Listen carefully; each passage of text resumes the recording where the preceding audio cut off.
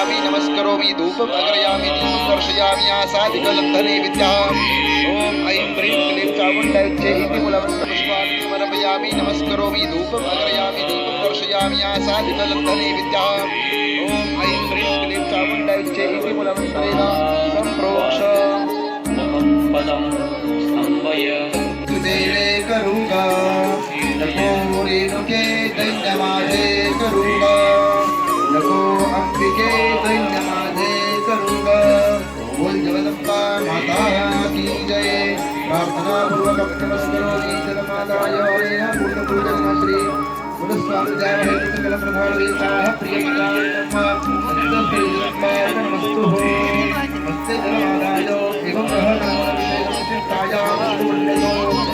ऐसे अद्य दिने श्री बदलामुखी यादव कर्मणि अष्टभूत अग्नि संसाद उत्पादन वेदवे अग्नि। देखिए यहाँ पर जो है विशाल महायज्ञ हो रहा है माँ बगलामुखी का।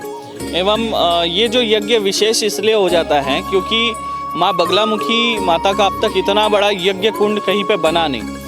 और यज्ञ कुंड के बारे में अगर हम बात करें तो ये माँ बगलामुखी के यंत्र नुमा आकार का बना हुआ यज्ञ कुंड है।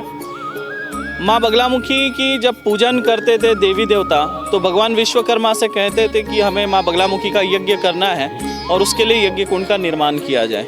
तो बगलामुखी यंत्र नुमा यज्ञ कुंड का निर्माण होता था और उसमें आहुति डालते थे देवी देवता।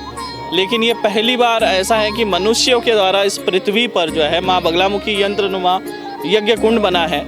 शत्रुओं से मुक्ति देने वाली ये देवी है और विजय की प्राप्ति कराने वाली देवी है। शत्रुओं का पतन होता है, इस यज्ञ के करने से शत्रु जो है पराजय हो जाता है, साधक की विजय की प्राप्ति होती है साधक को। इस यज्ञ को भगवान श्री राम जी ने भी किया था जब वो लंका विजय के दौरान जब उन्हें पता चला था कि श्री लंकापति रावण जो है वो माँ बगलामुखी उपासक है और वो अपने शत्रुओं पर विजय पाने के लिए अक्सर माँ बगलामुखी की उपासना करते थे और विजय की प्राप्ति होती थी। और इसी कारण से जो है भगवान श्री राम जी को बहुत संघर्ष करना पड़ा रावण से युद्ध में विजय प्राप्ति के दौरान। इस यज्ञ को लंका विजय के दौरान जो है भगवान श्री राम जी ने इस यज्ञ कुंड को बनाया था और आहुति डाली थी। परिणाम स्वरूप जो है उनको युद्ध में विजय की प्राप्ति हुई। पांडवों ने भी जो है माँ बगलामुखी की आराधना साधना अनुष्ठान किया था तो कौरवों को पराजय करने में उनको शक्ति और बल की प्राप्ति हुई और लंकापति तो पूजते थे। तो ये मनुष्यों के द्वारा निर्मित पृथ्वी पर पहला यज्ञ कुंड है जो बगलामुखी यंत्र नुमा है। इस यज्ञ को करने से शत्रुओं का पतन होगा और इससे हम किसी का नुकसान करने के भावना से नहीं कर रहे। बहुत से लोग ये सोच रहे होंगे कि हाँ इसमें फिर किसी का नुकसान पहुंच रहा है क्या? नहीं, हम सुख शांति के लिए कर रहे हैं। आज मनुष्य जो है कहीं ना कहीं शत्रु बाधा से पीड़ित है। जैसे राजनेता हो गए उनके अनेक शत्रु होते हैं, पत्रकार होंगे उनके अनेक शत्रु होते हैं, उसके बाद में पुलिस विभाग के लोग हो गए उनके अनेक शत्रु होते हैं और सामान्य मनुष्य के भी शत्रु है।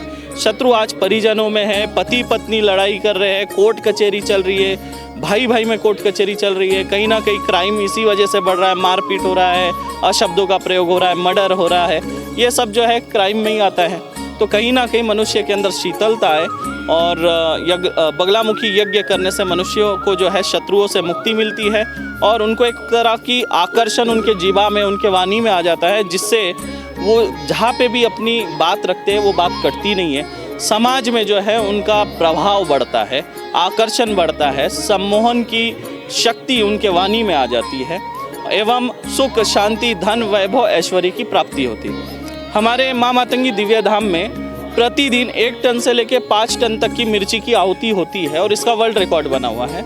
और ये पहली बार ऐसा हो रहा है कि हम हमारा ही रिकॉर्ड तोड़ने जा रहे हैं। 11 टन मिर्ची मतलब 11,000 किलो मिर्ची की आहुति डल रही है क्योंकि ये यज्ञ जो है काफ़ी बड़ा है और उतनी उसमें मिर्च लगनी थी, तो इसका वर्ल्ड रिकॉर्ड बन रहा है। और एक सौभाग्य की बात यह है कि दुबई में 19 फरवरी को जो इस्लामिक कंट्री है वहाँ पे इस यज्ञ के वजह से माँ मातंगी दिव्य धाम को सम्मानित किया जा रहा है।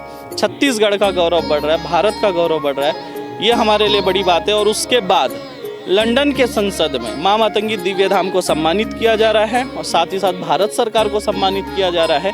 तो इससे छत्तीसगढ़ का भी नाम बड़ा हो रहा है और इसलिए हमें गर्व महसूस हो रहा है।